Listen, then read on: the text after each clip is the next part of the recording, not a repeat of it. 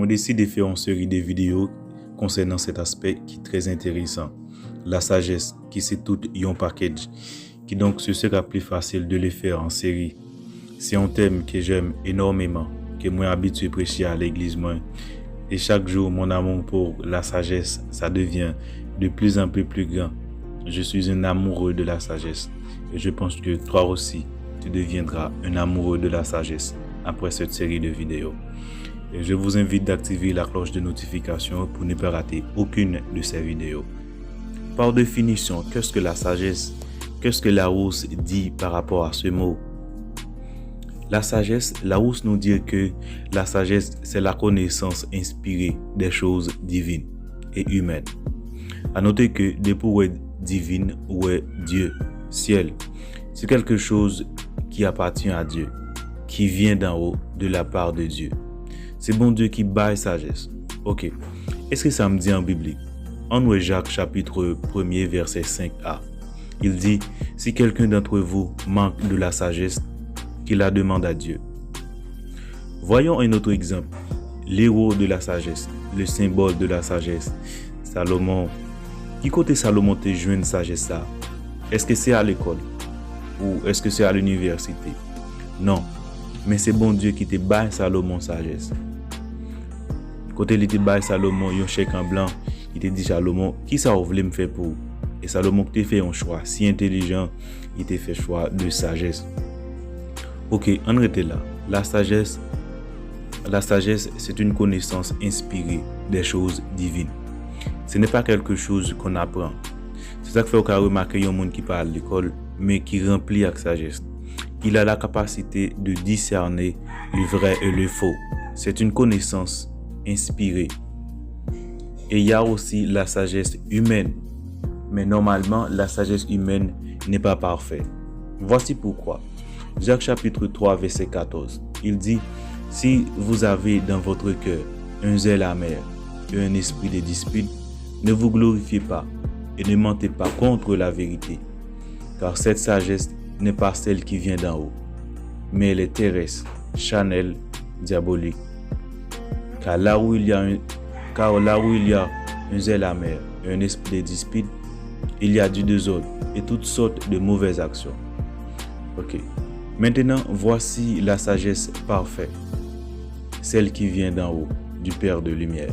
La sagesse d'en haut est premièrement pure, ensuite pacifique, modérée, conciliante, pleine de miséricorde et de bons fruits. Maintenant, je pense qu'on voit la différence entre la sagesse divine et la sagesse humaine, parce qu'apôtre Jacques a très bien clarifié ceci. À partir de là, nous comprenons qu'il y a des vrais sages et de faux sages. Et il y a une grande différence entre intelligence et la sagesse. Tout le monde qui est sage est intelligent en même temps. Mais ce n'est pas tout le monde qui est intelligent qui est sage en même temps. La sagesse, c'est mise en pratique de la connaissance. C'est lorsque l'intelligence est mise en œuvre. La sagesse, c'est la manifestation de la vraie intelligence. Depuis que sagesse ou toujours intelligence qui accompagne elle. Mais sagesse là toujours placée avant intelligence là. Ça veut dire la sagesse est plus élevée qu'intelligence. OK. En d'autres angles, si tu as le Saint-Esprit, tu dois être sage en même temps. Car le Saint-Esprit, c'est la manifestation de la sagesse. C'est un esprit de la sagesse. Exode chapitre 31 verset 3. Il dit, je les remplis de l'Esprit de Dieu, de sagesse, d'intelligence et de savoir pour toutes sortes d'ouvrages. On ne peut pas avoir le Saint-Esprit sans avoir la sagesse.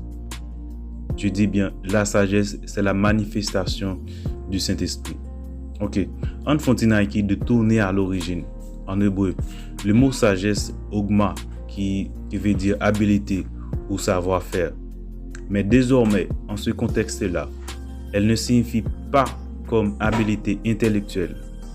La sagesse a pour but de connaître la vérité, pour vivre correctement.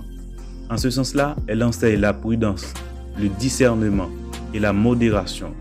Bref, souvenez-vous que la sagesse d'en haut est premièrement pure, ensuite pacifique, modérée, conciliante, et pleine de miséricorde et de bons fruits.